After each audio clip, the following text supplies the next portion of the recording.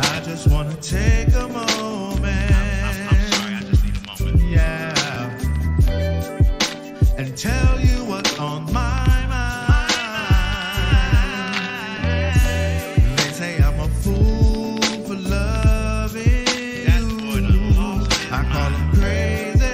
They don't know you like I do. Living that Torah life. All the time that you were there, when it seemed nobody cared, and all the times you pulled me through, it couldn't have been no one but you. I'm gonna lift my voice and say, to you I give all praise. Yahweh, the ancient of days. Thank you for your grace and for your favor all my days. I will forever sing your praise, 'cause that's why I was made. Yahweh, I thank you for your grace and for your favor all my days. I will forever sing your praise, 'cause that's why I was made. I totally surrender all of my will into your way. Not my will, but your will. Yeah, yoke is like you fight my battles. Hallelujah for the victory. So Abba, make me over. Strengthen my faith in these evil days. Continue to bless and keep your children. Bahashem Yahweh Shai, I'm saved. Thank you for your grace and for your favor all my days. I will forever sing your praise, 'cause that's why I was made. Yahweh, I thank you for your grace.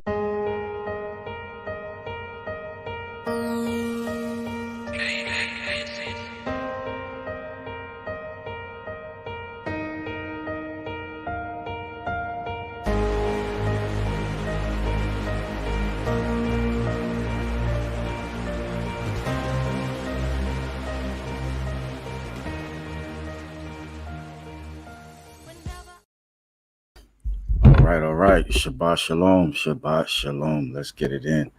Let's get it going on. Hopefully I got everything in order. Matter of fact, Shabbat shalom, Sister Kahaba Judah. If you don't mind, put a 1 in the comments if the video and the sound quality is what it should be. We're gonna take it from there. We're not gonna be here long. We have a short but sweet message, something that we've been doing. Shabbat Shalom, Sister Shiyada Israel. All right, Shiyada says we're good on the mic and the sound, the video, whatnot. All right, let's get into it. We're going to go ahead and get Deuteronomy chapter 28, telling me what we're talking about in today's subject matter. We're going to just read verses 15 through 68, right? Still dealing with the dilemma our people are in, not knowing who they are or whose they are. You know, you'll hear people say all the time, I know who I am and whose I am. Okay. The scriptures is letting us know who we are. We're going to actually play a video. Most of this Bible study is going to be video, right? Not my video, not a video that I did, but the good brother Truth Unedited's video. All right. He basically covered a lot of what I wanted to cover in the Everywhere is War series. That's why I went ahead and titled this Bible study, Everywhere is War. So we're going to go ahead and get into it without further ado. Let's get Deuteronomy chapter 28, starting at verse 15, right? Starting at verse 15. I should read Deuteronomy 27. It goes into more detail about the curses, so on and so forth. If you didn't know that, go back and read Deuteronomy 27. But let's get into it. Starting at verse 15, it says, and it shall be, if you do not obey the voice of Yahweh Elohim, to guard to do all his commands and his laws, which I command you today, that all these curses shall come upon you and overtake you. Cursed are you in the city, and cursed are you in the field. Cursed is your basket and your kneading bowl. Cursed is your Cursed is the fruit of your body and the fruit of your land, the increase of your cattle and the offspring of your flocks. Cursed are you when you come in, and cursed are you when you go out. Yah sends on you the curse, the confusion, and the rebuke, and all that you set your hand to do, until you are destroyed and until you perish quickly, because of the evil of your doings by which you have forsaken me.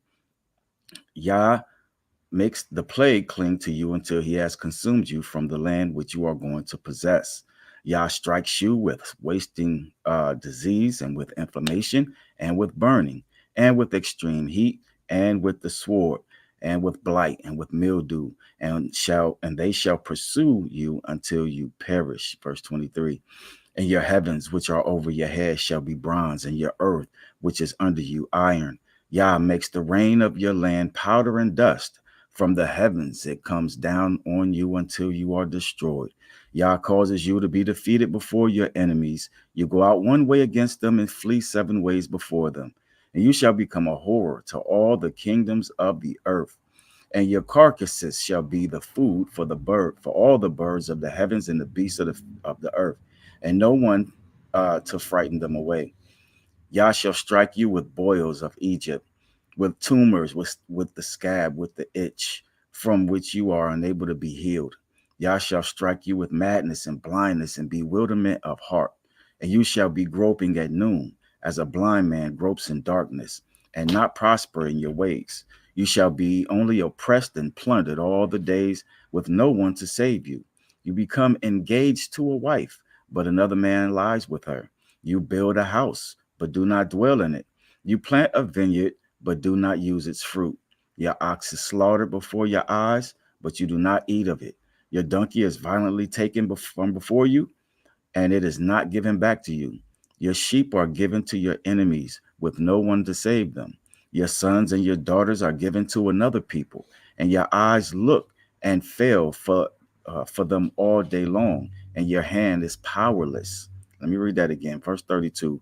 Your sons and your daughters are given to another people, and your eyes look and fail for them all day long, and your hand powerless. And people whom you have not known eat the fruit of your land and all your labors. And you shall be only oppressed and crushed all the days. You shall be maddening because of the sight which your eyes see. Yah strikes you in the knees, on the legs, with evil boils, of which you are unable to be healed, and from the sole of your foot to the top of your head. Yah brings you and the king whom you set over you to a nation which neither you nor your fathers have known, and there you shall serve other mighty ones, wood and stone. Thus you shall become an astonishment, a proverb, and a mockery among all the peoples to which Yah drives you. You take much seed out into the field, but gather little in, for the locust consumes it. You plant vineyards and shall labor, but you neither drink of the wine nor gather, for the worm eats it. You have oil trees in your borders, but do not Salakia, but do not anoint with the oil, for your olives drop off. You bring forth sons and daughters, but they are not with you, for they go into captivity. Locusts possess all your trees and the fruit of your ground. The sojourner, who is among you, rises higher and higher above you, but you come down lower and lower. He lends to you, but you do not lend to him. He is the head, and you are the tail. All these curses shall come upon you, and they shall pursue and overtake you until you are destroyed, because you did not obey the voice of Yah your Elohim to guard his commands and his laws which he commanded you. And they shall be upon you for a sign and for a wonder, and on your seed forever. Because you did not serve Yah your Elohim with joy and gladness of heart and for all plenty. You shall serve your enemies whom Yah sends against you, in hunger and in thirst and in nakedness and in the need of all things. And he shall put a yoke of iron on your neck until he has destroyed you. Yah shall bring a nation against you from afar, from the end of the earth, as swift as the eagle flies, a nation whose language you shall not understand, a fierce-looking nation, which shall show no regard for the elderly, nor show favor to the young. And they shall eat the fruit of your livestock and the fruit of your land until you are destroyed. They leave you no grain, nor new wine, nor oil, nor the increase of your cattle, or the offspring of your flocks, until they have destroyed you. And they shall besiege you at all your gates till your high and fenced walls, in which you are trusting, come down in all your land. And they shall besiege you at all your gates and all your land which Yah your Elohim has given you. And you shall eat of the fruit of your own body, the flesh of the sons and your daughters, whom Yah your Elohim has given you, in the siege and distress in which your enemies distress you. The man who is among you who is tender and who is very delicate, his eye is evil against his brother, against the wife of his bosom, and against the rest of his children whom he leaves behind, against giving any of them the flesh of his children that he eats, because it is all that has been left to him in the siege and distress which your enemies distresses you in all your gates. Verse 56. The tender and the delicate woman among you, who has not tried to set her sole of her foot on the ground because of her delicateness and tenderness, her eye is evil against the husband of her bosom, and against her son, and against her daughter, and against her seed which comes out from between her feet, and her children whom she bears. For she eats them in secret for lack of all, and the siege and distress with which your enemy distresses you in all your gates. If you do not guard to do all the words of this Torah that are written in this book, to fear this esteem and awesome name, Yahweh, your Elohim, then Yahweh shall bring upon you and your descendants extraordinary plagues, great and lasting plagues, and grievous and lasting sicknesses. And he shall bring back on you all the diseases of Mizraim or Egypt, of which you were afraid, and they shall cling to you. Also, every sickness and every plague, which is not written in the book of this Torah, Yah does bring upon you until you are destroyed. And you shall be left with few men, although you had become as numerous as the stars of the heavens, because you did not obey the voice of Yah your Elohim. And it shall be that as Yah rejoiced over you to do you good and increase you, so Yah does rejoice over you to destroy you and lay you to waste. And you shall be plucked from off the land which you go to possess. And Yah shall scatter you among all peoples, from one end of the earth to the other, and there you shall serve other mighty ones, other gods, which neither you nor your fathers have known, wood and stone. And among those nations you are to find no rest, nor have a resting place for the sole of your foot. But there Yah shall give you a trembling heart, and failing eyes, and sorrow of being, and your life shall be hanging in suspense before you, and you shall fear night and day, and not be certain of your life. In the morning you say, oh, that it was evening, and in the evening you say, oh, that it was morning, because the fear of your heart, which you fear, and because of the sight which your eyes see. And Yah shall bring you back to Egypt in ships, by which of way I said to you, you are never to see it again. And there you shall be sold to your enemies as male and female slaves, but no one redeems you. Right? So the Most High's word is already blessed. Let's get into it. We're not going to be here too long. Let me switch back to my share screen. Alrighty. And y'all already have it up there. So let me stop it and switch it for the stream. We're going here first. Know your enemy, right? Not a new concept, not a new message, something we've already covered, but we're going to lay the foundation before we get to the video. I was going back and forth of whether or not I was going to bring out the video and then bring out the message, but same thing. It doesn't really matter. So let's get it going on. Y'all got it up there? All right. All right. So you're surrounded by war. That's why this Bible study is called Everywhere is War. You're surrounded by war, and you act as if you don't know or you don't want to know. It's a sad commentary when you are oblivious to the huge target placed upon your back, chest, and head.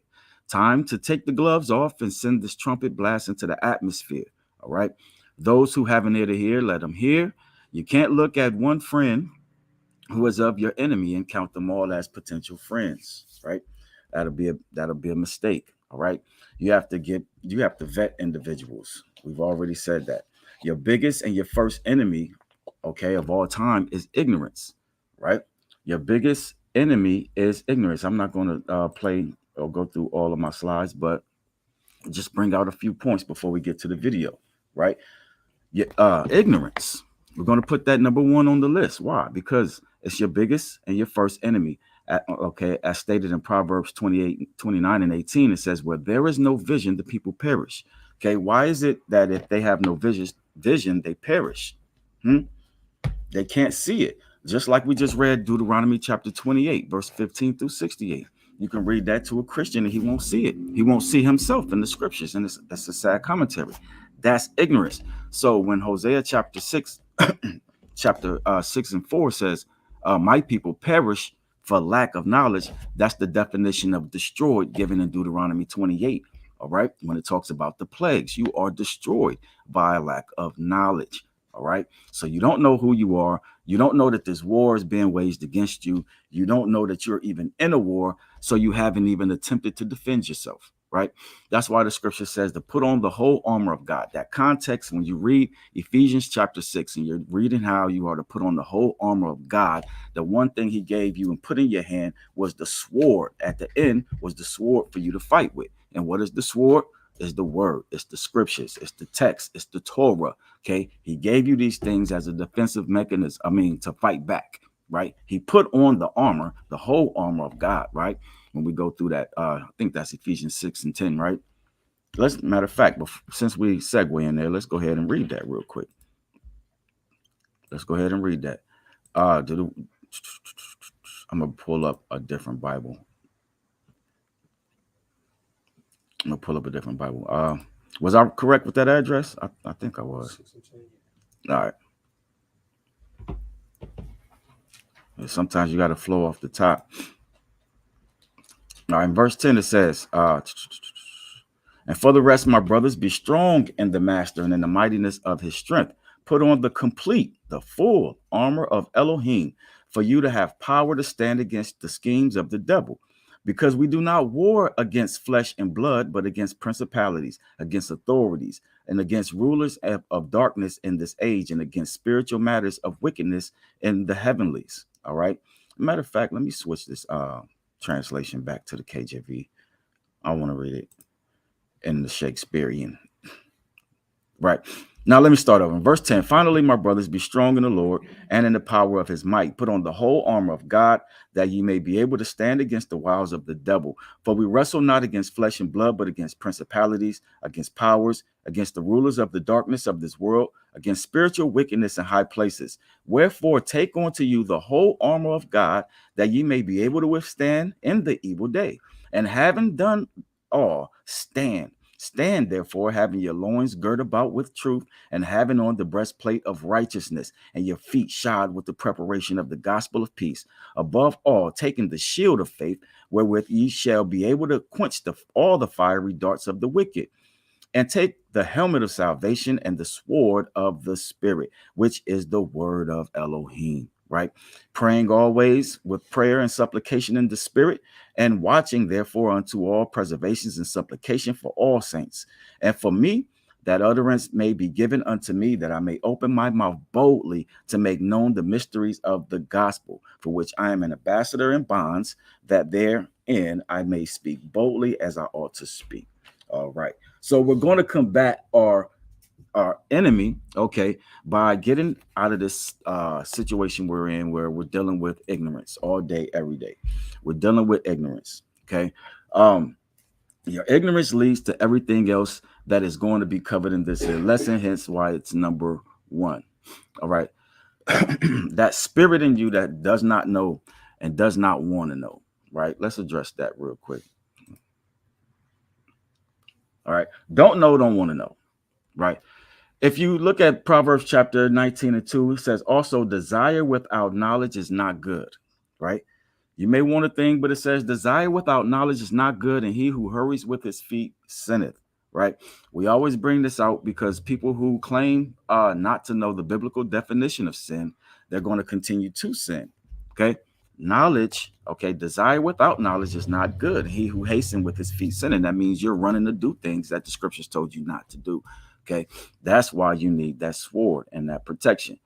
Continuing to deal with ignorance, it says, how long, you simple ones, dealing with Proverbs 1 and 22. How long, you simple ones, would you love simplicity, and shall scoffers delight in their scoffings, and fools hate knowledge.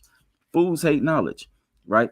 The Dunning-Kruger effect in psychology is a cognitive bias whereby people with limited knowledge or competence in a given intellectual or social domain greatly overestimate their own knowledge or competence in that domain relative to objective criteria or to be performance of their peers or the people in general. That's mean you thinking you are qualified to do something that you're not qualified to do, right? It's just like when you're holding up the banner of faith in God and Jesus and this, that, and the third, and then you run across a Hebrew Israelite and he cuts you asunder with the word, right? You've overestimated your ability, right? Why? Because these are learned men who are skilled, and then these are individuals who allow the scriptures to speak for themselves. So let's deal with it. Part of your ignorance, or part of the consequences of your ignorance, is for you to be constantly taken advantage of by your enemy, by your oppressor, right? Look at Zechariah chapter 11 and 5 real quick. Zechariah chapter 11 and 5, it says, whose oppressors slay them and hold themselves not guilty, right? We deal with that every time there's a police shooting of an unarmed black man, right? They slay you, hold themselves not guilty, and their sellers say, blessed be Yah, for I have become rich, and their own shepherds, their own pastors, pity them not. What do you mean the pastors pity them not? Why? Because as soon as you witness somebody get killed, okay, somebody murdered your brother, innocent, you know what I'm saying, unarmed, so on and so forth, straight up, slaughtered them, held themselves not guilty, and then you want to protest. Who is the first person that they go get? The black Christian pastor, right? The black Christian pastor. He go get the black pastor to go calm you down, all right, and send you back in the house, and you can pray about that thing, right? And so it's all war. Everywhere is war. Hebrew. Look at I went too fast. Psalms 983. Looking at Psalm 83 and verse 1, it says, Elohim, do not remain silent, do not be speechless, and do not be still, O El. For look, your enemies make an uproar, and all those hating you have lifted up their head. They craftily plot against your people. One of the points that we constantly try to show people is the fact that the reason why we're in this plight and in this situation is, one, because of the curses, which we just read in Deuteronomy 28, but also because the enemy, okay, is the enemy of Elohim. He hates the Most High. Therefore, he's persecuting you. When you go into Revelations, and when we was doing the study on Revelations, it talked about how the woman, after she gave birth, so on and so forth, she fled into the wilderness. It says, and the serpent pursued her and persecuted her and her children, those who keep the law, statutes, and commandments, right? All of this thing is pointing to the Most High's chosen people. He says they craftily plot against your people and conspire against your treasured ones. The brother, Uncle say his name, brother on Facebook said, God doesn't have favorites, man does. All right, brother. The scripture says God does have favorites, right? That he has chosen people. He has an apple of his eye, so on and so forth. He says they craftily plot against your people and conspire against your treasured ones. They have said, come and let us wipe them out as a nation, and let the name of Israel be remembered no more, right? All of them trying to accomplish this goal. Why? Because everywhere is war. They have conspired together with one consent. All right. They have made a covenant against you, right? That's why a lot of things, I'm not going to get into all of that. But when you start claiming your heritage and you start getting back into the biblical principles of how it applies to you personally, you know what I'm saying? Every other nation and race has a problem with it. Matter of fact, your own race has a problem with it. They don't care if Jesus is Chinese, Mexican, white, Asian, whatever. You know what I'm saying? But as soon as he becomes black, then all of a sudden you are racist. The scriptures described him as such. But as soon as you start making them points and proving it, all of a sudden you are the one with the problem. Dick Gregory says you need to think, okay, why would the same people who enslaved you teach you how to be greater than them, right? They're not. They teach you to be more dependent on them with their religion, culture, customs, money, and influence. And even Oprah and Jay-Z are one of their biggest slaves. Ask yourself why. Because they know they will do anything to remain wealthy slaves, right? A lot of people don't really understand your favorite idols or your you know what I'm saying, favorite celebrities, so on and so forth, are your enemies. They're working against you, right? So instead of them sacrificing their wealth, so on and so forth, they'll do anything to remain a wealthy slave. He says, instead of a broke one, they are the most dangerous ones because they trick you to think you can be like them. But we all know Master always had one or two favorite slaves and the rest suffered. It's a what does it say? It's a mind rat game. Did I say that right? Mind rat game. You never win, people. Think. Only the way to build your own world. Uh, only way is build your own world. Think. Right. So that was one of Dick Gregory's quotes. But let's keep moving. Dealing with Psalm 83, right? 1 through 5, and we already read that, right? But just getting back to, you know what I'm saying, the entertainment industry, so on and so forth, when most of us think of becoming more set apart or more holy, okay, especially regarding our mind and our thoughts, we probably think of an active battle like the one Paul describes when he says, we destroy arguments of every lofty opinion raised against the knowledge of Elohim, right? And take every thought captive and obey Christ. That's, you know what I'm saying? That's the thought process. Where do we get that? 2 Corinthians 10:5 says, taking every thought captive to Christ is how we wage war in the mind, right? Because we know that we can do all things through Christ, plus he gave us the word, so on and so forth. And we have all of these advantages that we don't take advantage of. Why don't we take advantage of them? We misappropriate them, right? We know that the power of salvation, you know what I'm saying, is through Christ Yahushua. We know that the word is our sword, you know what I'm saying? But we're swinging it where? Hmm? We have to understand we've been conditioned by our enemies to do what? Love them and hate ourselves. First conflict that we get, or the only conflict that we're ready to take on, is the one with the people that look just like us, those who are placed in the same situation as us, right? We'll go to war, go to fight with them, shoot, kill each other, so on and so forth. But then soon as the oppressor does the exact same thing, okay, and these other attacks of war that he's waged against us through entertainment, through drugs, through so on and so forth, every other avenue in which he attacks us, we play ignorant to it, right? We play ignorant to it, and then we're quick to take up arms against those who are trying to show us the most love by telling us we are the Most High's chosen people, always have been, right? But let's deal with it. We hold our thoughts up to God's words. We do not agree with what we hold our thoughts up. Let me start over. We actively taking every thought captive to Christ is how we wage war in the mind. We actively isolate and identify our thoughts so that we can take them hostage, right? Trying to get our mind under control. We hold our thoughts up to the Most High's words. We do not. We do. Do we agree with what the Most High says, or are we arguing with Him? Do we love what He loves, and do we hate what He hates? Right? We kind of brought that out last Shabbat. All right. So. Not to get too much further into that, because I want to use the rest of the time to let my good brother bring the word, okay? Because a lot of people slept on it. And then, matter of fact, I want, you know what I'm saying, you should do yourself a favor. If you get an opportunity, go back and watch this video, and then watch this video and save the video, because I have a sneaky suspicion that they're going to ban this video, or they're going to block it, and they're going to take it down, and you're not going to have access to it. But this brother makes the point that I was trying to make with this. I was putting the series Everywhere is War. He makes it plain and simple. And usually I kind of steer away from using other people's YouTube videos, especially when I'm streaming to YouTube. But this one is necessary, right? This one is necessary, and it's already on the screen, so I don't have to do anything else.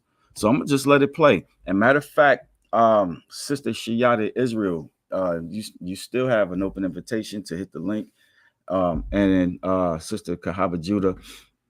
But y'all make sure y'all let me know if the volume, okay, on y'all's end is kosher, if it works. Okay, if everything is good. But I'm gonna go ahead and mute my mic, and I'm gonna let the video play. If I can find my mouse there.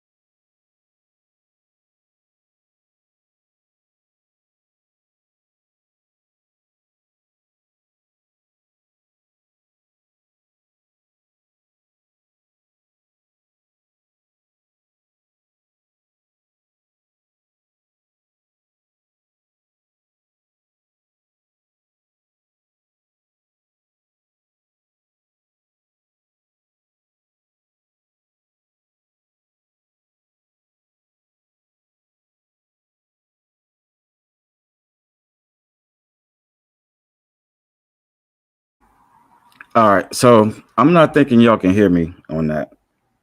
So I'm gonna go ahead. I have to keep my mic unmuted. Okay. Thank you, Sister Kahava. I didn't think it was. All right, so I'm not thinking y'all can hear me. All right, so let me start that over. I'm gonna just start it over. Keep my mic up. You know what I'm saying? And let me know how the sound goes. Give me a 1 when the video plays if it's good. No woman, no cry.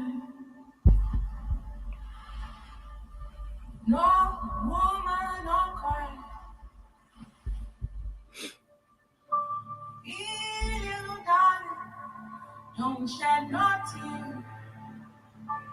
No woman, no cry. Is marriage for white people? That's the question being asked by an author of a new book. Is marriage for white people? How the African American marriage decline affects everyone. It's got a lot of people talking right now. Stanford law professor Ralph Richard Banks says it's time for Black women to, this is a quote, give up the good fight on marrying a Black man. Here he is. The way I think of that is that women have been asked to carry a great load. Black women shoulder a lot of the burden, in short, of Black men's struggles. And I am asking women to put the burden down.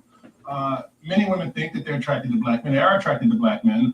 But attraction itself is complicated. And one of the things that I discovered in the course of writing this book is that there's a whole host of fears and desires and anxieties that animate Black women's attraction to Black men. Okay, Banks recently wrote an article in the Wall Street Journal and said that 70% of Black women aren't married. That's roughly true. Okay, so is it time for single, educated, and working Black women to just forget the notion of marrying a Black man and look outside their race? A new Gallup poll shows more and more people are receptive to the idea of interracial marriage. In 1968, the numbers were quite low for whites approving of interracial marriage. This is a Gallup poll from USA Today, but today those numbers skyrocketed for both Blacks and whites. So does the author have a point? Is the Black marriage nearly obsolete? Is the idea just for white people? Have a Black couple here. No woman, no cry.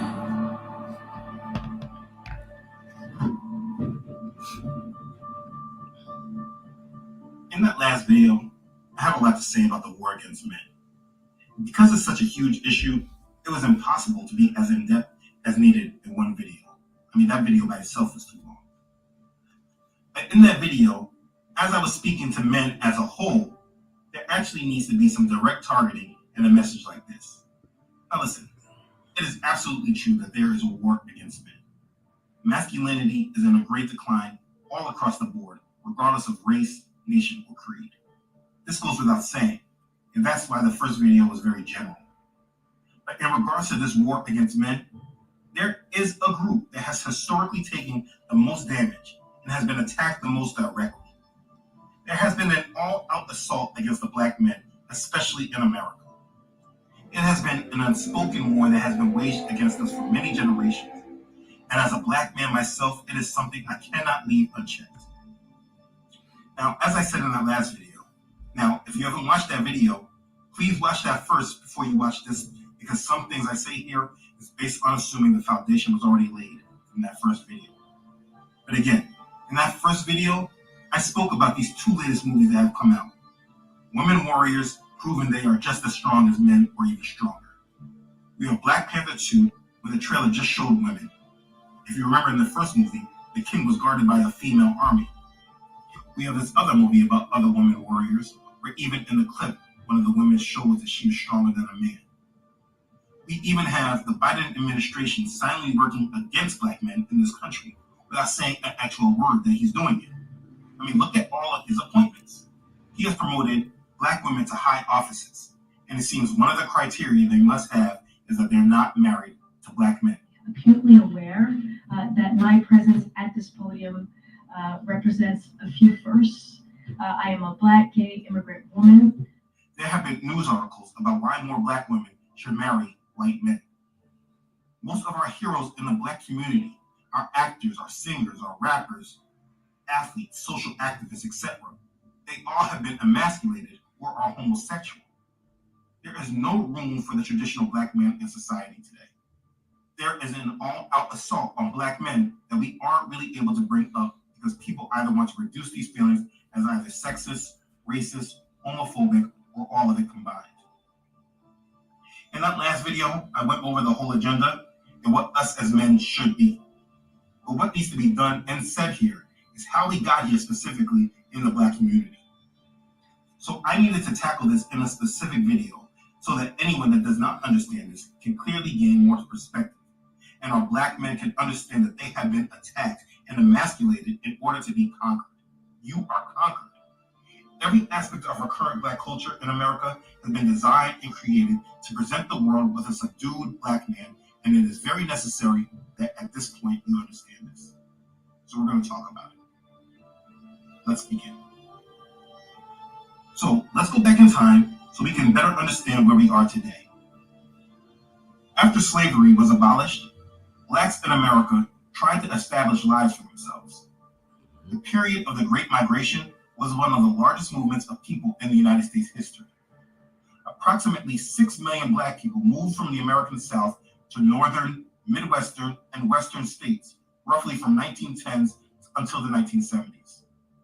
To escape racial violence and pursue economic and educational opportunities, Black Southerners began to migrate all over the country. The first Great Migration in 1910 to 1940 had Black Southerners relocate to northern and midwestern cities, including New York, Chicago, Detroit, and Pittsburgh. Now, what's important to understand is that during these times, the Black family was statistically strong. The men brought their families around the country, seeking opportunities for themselves so they can support their families. Though they dealt with a great deal of racism and oppression, those that had families held those families intact. According to the United States Census Bureau data, in 1910, Black children raised in two-parent households was at 72.5%, and only 13% were raised by mothers only.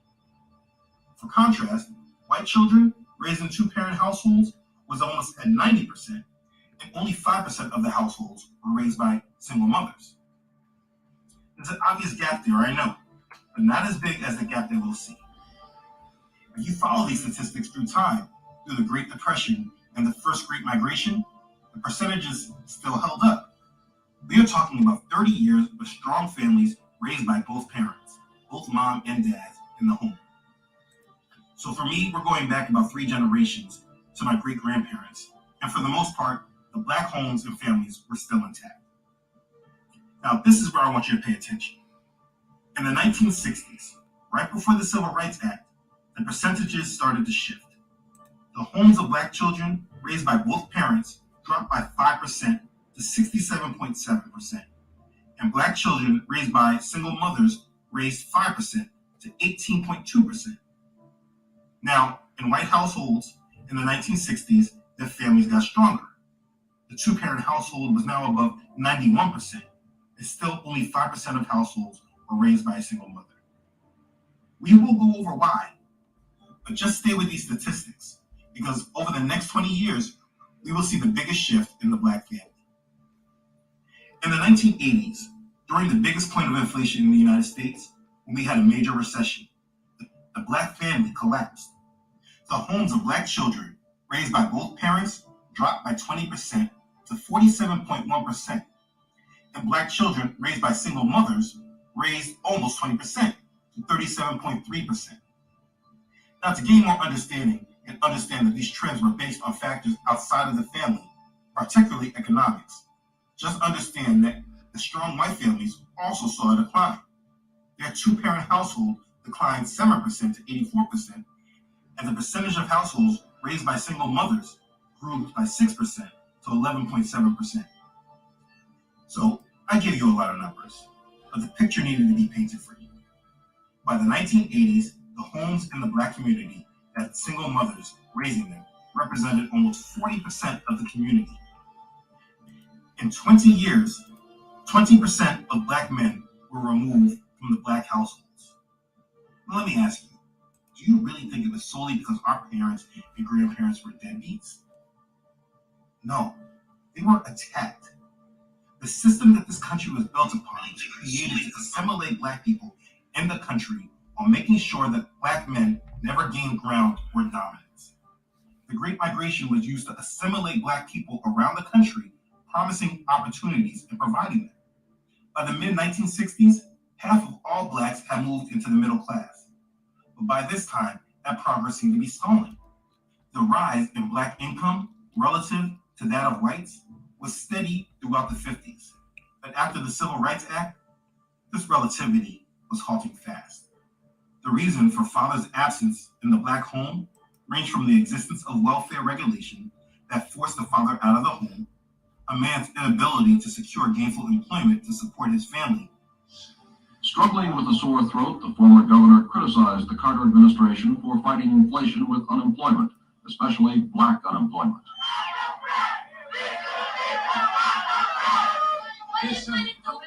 I'm trying to tell you.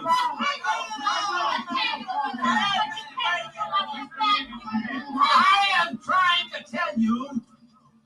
I know now there is no program or promise that a president can make that the federal government can come in and wave a wand and do this. There was tensions in the male-female relationship as feminism began to rise, and the fact that a majority of black children were beginning to be born out of wedlock.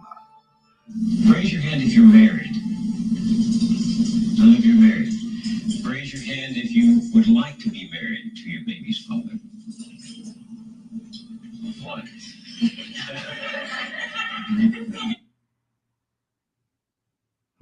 The rest of you don't plan to get married. Why don't you plan to get married? I'd like to know that. You already have your child to think about, and then a whole family to care for. You know, it's a lot of responsibility, and then you don't want the commitments. I don't want the man who me down because I think I can make it as a single parent. But don't you think you might need help in raising that baby from a man? Not really. I didn't have a father. My father wasn't in the room, so you know, it really male figures are not substantially important in the family. Now, that last factor was one of the biggest challenges for black men. In a world that was crippling him, the young black man wanted to prove his manhood by creating a child. But American society denied him the economic resources to support that child. Lack of economic opportunities led to poverty in the black community. You see, where there is poverty and people struggling to survive, it spurs violence and crime. Many black men returned to crime as that was their only opportunity. The movie Dead Presidents depicted this well. When the young brother did his thing in the war and came back to no opportunities, he tried as hard as he could, but he was not able to provide for his family. But a pimp in the neighborhood was able to provide because he wasn't dependent on the system. So that brother Lorenz Tate saw that, and so he decided that he was going to go into crime, and it didn't work out for him. With limited opportunities, black men resorted to crime. And though white-collar crime back then was estimated to cost society over $100 billion a year, compared to the $2.5 billion from street crimes, the prisons were occupied largely by lower-income black Americans. During the 70s, whites were jailed at a rate of 43.5 per 100,000, while blacks were imprisoned 367.5 per 100,000. The sentences of blacks averaged 20% longer than whites. Now check this. During the 1970s, the unemployment rate for blacks increased dramatically, but so did the prison population. There was a direct correlation. Lack of economic opportunities and extreme poverty led black men to desperation and crime. I mean, today, where marijuana is able to be smoked freely all throughout this country, I was in New York and I saw people smoking weed in front of cops. It was crazy. But back then, people's whole lives were being ruined for an ounce of weed. Those laws back then were put in place for a purpose. Of all new employees entering the private industry between 1974 and 1977, 53% were white women, 26% were white men, 5% were black women, and black men experienced no net gain in their numbers, which is why they needed laws like affirmative action. I really can go in deep with all those statistics during that period. I'm just really trying to paint a picture. What happened to the black man in America was not more about the lack of desire of the black man or his laziness, but lack of opportunities and them trying to find a place in society that did not want them. The system was not created for black men, and at no time did it ever want to see the thriving of black men unless it filled the stereotypes that it desired. Not to mention that if they were in poverty and sought after welfare, it would not assist women who had men in the house. These were called man in the house rules, and they sought to enforce social norms about who was morally deserving of welfare. That's how they say it. We will tighten welfare and give more attention to outside sources of income when determining the amount of welfare an individual is allowable. Social workers here.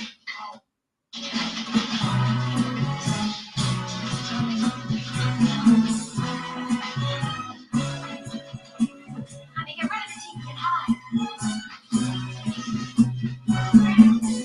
Specifically, the rules prevented adult males from residing with mothers and children who received assistance. And so it was more beneficial for a mother to not be married and a man not to live in their home than for a family to be together. Poverty and lack of economic opportunity strongly plagued the black community, specifically with black men. So our black families by the 1980s were more than 50% fatherless. Black men had a high unemployment rate and lack of opportunities. And this was created by the system. In the black communities of cities like Los Angeles, it's hard to imagine the situation could deteriorate further. The unemployment rate among black adults is double the average and climbing. In many places, desperation has turned to hopelessness. Now, we by default tend to simply blame the white man for this, but this was much deeper than just blaming white people.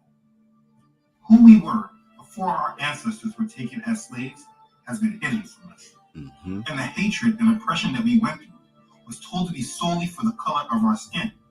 But you must understand it was much deeper than that. This oppression and hatred was very much spiritual. And blaming white people doesn't help you understand what was going on. It only helps keep you trapped in the system's way of thought and trapped in their system. The system was created by Satanists who were strongly against black men who descended from slavery. This bloodline is hated. We were cursed, and by consequence, our people were oppressed. This is too deep to explain in this video, but this was the enemy. It should not be a blanket scapegoat of white people. This doesn't discount the fact that many in the white community were moved through spiritual hatred. They're very close to the Levittown norm, except in one respect. William Myers Jr. and his family are Negroes in an all-white community. But the whole trouble with this integration business is that in the end, it probably will end up with mixing socially. And you will have, well, I think their aim is mixed marriages and becoming equal with the whites. We have our home here, and if the colored move in and run real estate values down, there are a lot of us, the GIs particularly, who are going to be more or less with their homes. The point I'm making is black men were products of their environments and were being emasculated. And they were no longer taking responsibility in dealing with the circumstances, but they became victims of their circumstances. And when men tried to create something outside of the system, this was quickly squashed and suppressed. It was very difficult for the black man during these times, and we cannot point fingers at them. These were highly oppressive and deceptive times. So let's keep going. Now we're in the 80s, and the system is still the enemy. But you know what happened? The system already knew what they were doing, and they decided now they could really recreate the black man. There was no real influence in the black community, in the black homes, and our real heroes were corrupted, whether they were in the church, abandoning the Bible, preaching the social gospel, whether they were in the streets pushing drugs, being paid to destroy the communities from within, or they were already controlled through organizations like Prince Hall Freemasonry and the Black Boule. The government placed guns and crack in our communities and allowed our communities to severely decline. Then from the rise of mass media, the system went into our neighborhoods and picked our enemies and made them our heroes. The birth of gangster rap and hip hop culture began, and this was something that we really felt like it was our own. But because we didn't understand the system, we didn't know that these heroes that were being presented to us were just tools of the same system that we were against. They used our own people as a Trojan horse to overcome us. Black culture became hip-hop culture. And it created a sense of immaturity in our black men that we have yet to overcome. For black men, everyone that you may have placed as a hero, that you may have placed posters of them on your walls, you watched their videos, adapted to their style, brought their clothes, went to the parties they threw, studied their lyrics, laughed at their jokes, dressed like them, took on their values, said you were going to make dead presidents represent you as well. All of these so-called heroes were and are, in fact, your enemies. They don't care about you. They care about themselves. The reason why they were so easily recruited is because they were already proven to not care. That's why they were selling drugs to their own community. The same way they can sell crack in their own community, destroying our mothers and fathers, sisters and brothers, and they felt no way about it, is the same way they feel no way about becoming a famous celebrity, paying millions by destroying the communities through the promotion of debauchery and filth. And guess what? We all ate it up. They were being made rich to destroy our communities from within, and we were cheering it on. Our fathers were no longer in the home, and these men became our role models. It was a geniusly executed sinister plan against us. And most of us men, still in our 40s, still can't shake it off from us. And to add to this, they emasculated these men and made them do ritual homosexual acts. This is a rite of passage in order to be in the system. It's why we have seen all of our prominent men in dresses. I really want to address what's going on. These black men who we made our role models and heroes are complete sellouts. And they damage you and I as black men. And it is our responsibility to protect the next generation. But we have not. And this younger generation is even worse than before. So now we have guys like Lil Nas X giving Satan a lap dance. Or Russell Westbrook coming out with a clothing line wearing a dress. It's too much to mention. Black men in America have been conquered. And it's time that you hear it and understand it. You have been overcome and demasculated to a point where our sons no longer know what a man is any longer, and they are completely soft. The women are right now stronger than the men, which is why you are seeing movies about women warriors. The same system you thought you were rebelling against in hip-hop with NWA promoting aggression against the police, this same system that you thought you were rebelling against actually conquered you. And you celebrate the sellouts who they used. Yes, there is an agenda about emasculation. But it is us specifically as black men that this agenda has been targeted at the most. Because it was our strength that they could not deal with. So understand what they did, and I will skip through it again briefly. After they gave us an illusion of freedom, they lured us into this system, gave us jobs, and allowed us to get educations, promoted some of their controlled bourgeois Negroes, and placed them as our goals to ascend to. After that program set in our minds, they took away all those same opportunities. They promoted agendas that removed the black man out of the homes, allowing their school system and their entertainment to program and raise up our next generation.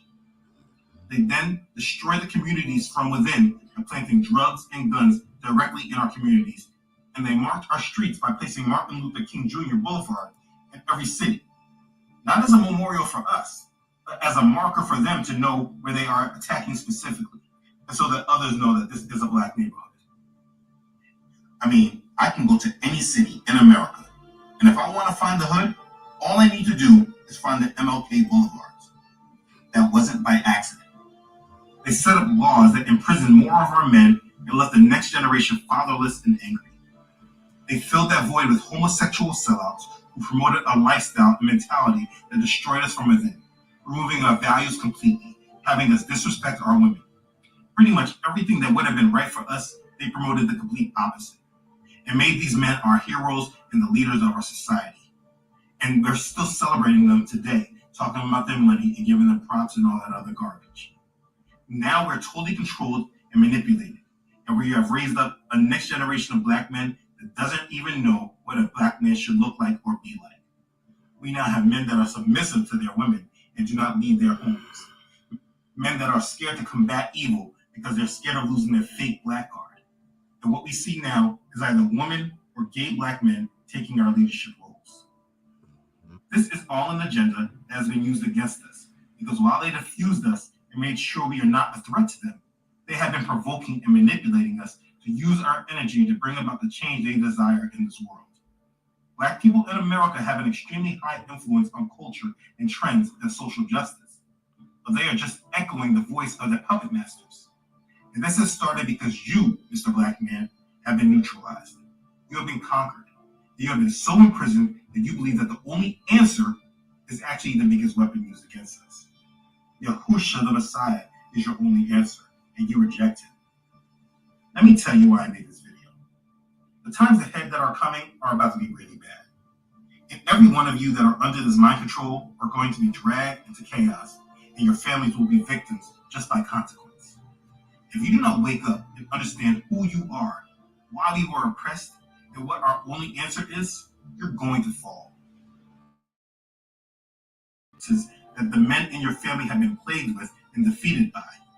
You must do it. Don't worry about your dad or the other weak men around you. You must wake up and become what this world needs, what our women need, what our children need, what our community needs, and what our Creator, the Most High, requires. When I was a child, I spoke as a child. I understood as a child. I thought as a child. But when I became a man, I put away childish things.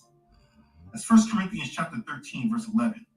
And I read that scripture because it's time for you to put away the childish things and the childish thoughts. You, as a black man, are being attacked. And there's not much you and I can do to change this trajectory.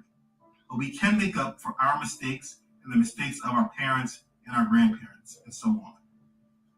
You must be a man who lives out life through strength and not through weakness. Watch. Stand fast in the faith. Be brave. Be strong. Let all that you do be done with love. That's 1 Corinthians chapter 16, verses 13 and 14. Now let me tell you what I know. I imagine that many of you just probably said, man, he was doing good until he brought that religion stuff in. I mean, he's using the Bible. He's controlled. Let me tell you very clearly, I'm not one of these sellout pastors. If you understood what it was I was saying before I quoted a little scripture, humble yourself and then ask yourself, maybe there's something he knows deeper than what I know from the surface. Because here's some truth and identity for you. If you have a problem with the Bible, you have an identity problem, and you don't know who you are. You are mind controlled and need to be woken up. This is truth unedited. I'm not sugarcoating anything for you because we simply don't have the time any longer. It's time for you to walk upright and be who Yah created us to be. You have been led by the ungodly, like the prodigal son did. You need to come back home and submit to Yah. I want you to know and remember this. Blessed is the man who walks not in the counsel of the ungodly, nor stands in the path of sinners, nor sits in the seat of the scornful. But his delight is in the law of Yahuwah, and in his law he meditates day and night. He shall be like a tree planted by the rivers of water, that brings forth its fruit in its season, whose leaf also shall not wither, and whatever he does shall prosper. Like the shaft with which the wind drives away. Therefore, the ungodly shall not stand in the judgment, nor sinners in the congregation of the righteous. For Yahuwah knows the way of the righteous, but the way of the ungodly shall perish. That's Psalm chapter 1, verses 1 through 6. Within these last two videos, I put a lot out there, and there was so much more to say, actually. But the things that needed to be said, Yah willing, I hope they were given and received and who it was intended for. Listen, I love you all, and I have only made this because I care for you. I care for your family, and I care for our community. I cannot watch any more of this provocation against us and not speak up on it. These movies really provoke me. And my own friends, they see all this, but they still dance around the answer and the solutions. These things needed to be said, and I hope that this resonated with you. And if you're already woken up and living as a true man of Yah, please share this with those you may know have fallen short. It is time to put the childish, false ways behind you and come to Yah in fullness of heart and spirit. Be a man worthy of respect and of honor, and please lead whoever Yah places in your path. You have been called, and the only question is, will you answer? Please say yes. And be ready. Be blessed. Hallelujah. Praise Yah. Okay. Thanks again, everyone, for watching. Again, this message is a part 2. All right, all right. All right, Sister Shiata, I had you muted for a second. I had you muted because you was coming through, but back to what I was saying with the video. Hold on, I'm gonna mute you for 5 more seconds, my sister. All right. So back what I was saying with the video, man, as far as everywhere is war, man. I like how he started off the whole thing with that comparison of the promotion of the black woman just giving up on marrying her black counterpart, so on and so forth, and start marrying outside of her race. You know what I'm saying? That's an attack. People don't really see it. That's why they're putting it in commercials. You know what I'm saying? Everywhere they got the white man and the black woman, so you'll get familiar with it. You'll get desensitized from it, and it'll become the norm. All of these things are attacks. People don't like to look at it and acknowledge it as that. It is what it is. You want to be unprepared for the war that you're currently engaged in. Hey, it is what it is, man. At the end of the day, it is what it is. But we just hope that you got something out of that video. Matter of fact, I'm finna let my sister come in and give some comments and some feedback. Sister Shiata, you there? Yes, I am. Shabbat Shalom. Shabbat Shalom. Give us some feedback, sis. Well, I was watching the video and I was thinking, yes, everywhere there is war because, not just spiritually, it's spiritually. But I also think about that song that we used to sing when we were brought up as Christians, called "I'm a Soldier in the Army of the Lord." Mm-hmm. And I think, now that I'm awakened and I understand that, no, you're not, because you don't realize that you're still in the belly of the beast. You're still in the belly of the beast, Mystery Babylon. You're partaking in the doctrine. You're partaking in the pagan holidays. I mean, and you're not, they say they're holy, but they're not necessarily set apart, Mm-hmm. So just like 2 Corinthians, it says, be set apart, touch no unclean thing. And then you go to Revelations 18:4, and it says, come out over my people, that you be not partakers in her sin. And if they don't know what sin is, that sin is a transgression of the law, which they say the law is done away with. That just lets you know that you're not. First of all, you don't realize that you're Israel in the first place, and that's who the Bible is talking about from Genesis to Revelations. Mm-hmm. And so, I just wanted to bring that up. So yeah. Khan, I appreciate that because that's something that goes over people's heads. The Most High, he told us that our people was going to be like that, right? But there is solace in the scriptures. So let's get Ezekiel chapter 6 real quick, right? We're gonna go ahead and get this word. Hopefully, you know what I'm saying. It allows somebody to see, you know what I'm saying, that thing that's been hidden from them, right? One of the things that he said at the end is if you have a problem with the scriptures, then it's not a God thing. You have an identity crisis. You don't know who you are. The scriptures is definitely telling you who you are, right? But this is what he says in Ezekiel chapter 6, verses 8 through 10. He says, yet I will leave a remnant, that ye may have some that shall escape the sword among the nations, when ye shall be scattered through the countries. And they that escape of you shall remember me among the nations, whether they shall be carried captives, because I am broken within with their whoreship, with their whorish heart. Salakia. So, like my sister was just saying, they're participating in pagan worship. You know what I'm saying? And they know not what they do, right? But he says that when you worshiping these other gods, that's adultery, all right? Because you're breaking that covenant you made with the Most High, or that, you know what I'm saying, you're in with the Most High.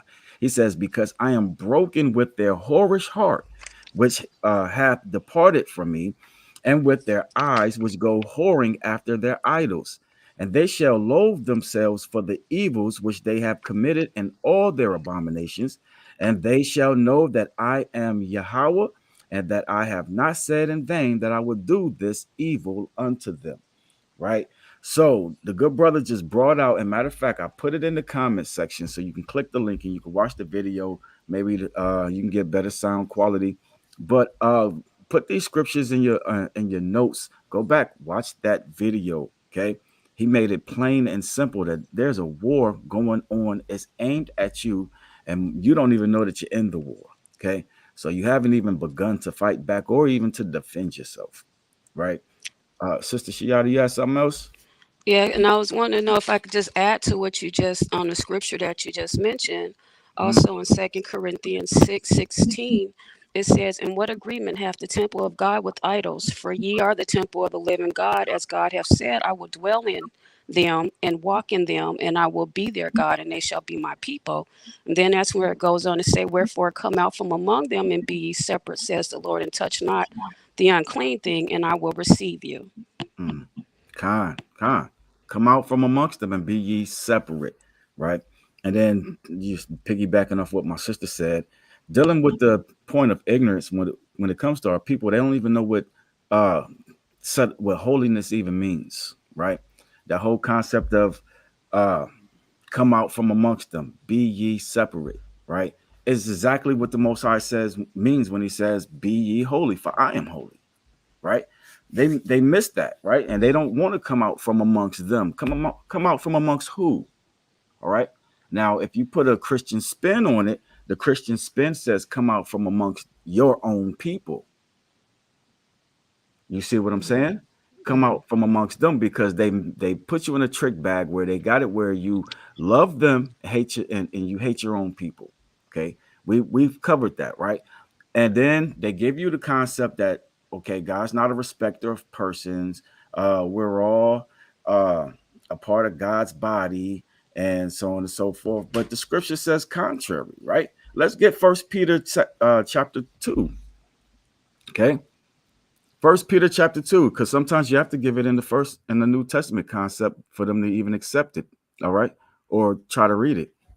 And then they'll say you're reading it out of context. So we'll combine Isaiah 30, 20 through 22, you know what I'm saying? Just so precept, you know what I'm saying, can be with precept. So he says, "But you are a chosen race," right? "A royal priesthood, a set apart nation." Sister Shiata just read the scripture, "Come out from amongst them," right? That means you are a set apart nation, a people for a possession, that you should proclaim the praises of him who called you out of darkness into his marvelous light. So a lot of people would like to relate that to religion, but no, that's dealing with Baruch chapter 2 when he says, "In the land of their captivities, they shall remember themselves," right? And it also goes into what we just read in Ezekiel chapter 6. Okay. But he says, let's look at Isaiah chapter 30, verses 20 through 22. He says, "Though Yahweh gave you bread of adversity," because we just read in the devotion, Deuteronomy 28, verses 58 through 68. Read that for devotion. He says, "If you, okay, do not do all the commandments of this law, these curses shall pursue you and overtake you," right? These things are happening for your own sake. But look what he says in Isaiah 30, starting at verse 20. He says, "Though Yahweh gave you bread of adversity and water of affliction, your teacher shall no longer be hidden, but your eyes shall see your teacher, and your ears hear a word behind you saying, this is the way, walk in it." Right? So the contract or the context in which we bring the scriptures, giving you the whole Bible instead of isolated Paul letters, you know what I'm saying, teaches you exactly what this means. "But you shall see your teacher, and your eyes hear a word behind you saying, this is the way, walk in it. Whenever you turn to the right or whenever you turn to the left, and you shall defile the covering of your graven images of silver and the plating of your molded images of gold, you shall throw them away as a minstrel cloth and say to them, be gone." So what my sister just read in Corinthians about the come out from amongst them, all right, be ye set apart, he just gave you what it'll be like, right? When that conviction hits your heart, right? So if we're going to worship the Most High in spirit and in truth, we have to understand when we refuse to hear the law, statutes, and commandments, when we refuse to hear certain parts of the Bible because we're just not ready for that, right? Then you understand you're not submitting to the scriptures, you're not submitting to the Spirit, okay? That teacher that's behind you with the word saying, this is the way, walk in it. This way has not changed until Emperor Constantine and the Roman Catholic Church changed it, right? So now we're getting back to it, showing you who you are, and the fact that you are putting this religion, okay, and you're putting your whole basis of salvation on what your oppressor came up with, all right, just shows that you're not ready, and it just shows that you hate yourself, right? It is what it is. I'm not going to harp on it, but that's pretty much all we got. My sister, you got something else you want to add? Some more scriptures? No, that's all I had to say. Oh, okay. Well, we appreciate you. Bless you, and Okay. thank you for having the courage to hit the button. I've been telling you, hit the button. It took a lot. I was a little nervous, but I was like, I need to step up to the plate. Yeah, yeah. Don't be bashful. We all eat off of that. You know what I'm saying? And it's good too when people hear it from more than one person. That's confirmation. Like, no, Yeah. this guy's not crazy. All right, he's not crazy. But we're gonna get Deuteronomy chapter 30, verses 1 through 4, and we're gonna get out of here. Right? And will that work with everybody? All right. And it says, and starting at verse 1, it says, and it shall be when all these words come upon you, the blessing and the curse which I have set before you, and you shall bring them back to your heart among the nations where Yah your Elohim drives you, and shall turn back to Yah your Elohim and obey his voice according to all that I command you today, that all your heart and all with all your being, and you and your children. He says, then Yah your Elohim shall turn back your captivity and shall have compassion on you, and he shall turn back and gather you from all the peoples where Yah your Elohim has scattered you. If any of you are driven out of the to the farthest place, or the farthest parts unto the heavens, from there Yah your Elohim does gather you, and from there he does take you. So the whole concept is obey the law, statutes, and commandments. That's the only way out of the situation. And we've tried the marching thing. We've tried the church thing. We've tried the Martin Luther King, the Malcolm X, the Marcus Garveys. We've tried everything. The Fred Hamptons. We've tried it all except for obedience. We tried everything except keeping the law, statutes, and commandments. And if the Most High spoke it out of his mouth, all right, then you have to understand that word is true and it will come to pass. So with that being the case, Sister Shiata, we bless you, my sister. She left, but we bless you, sister, and thank you for coming through.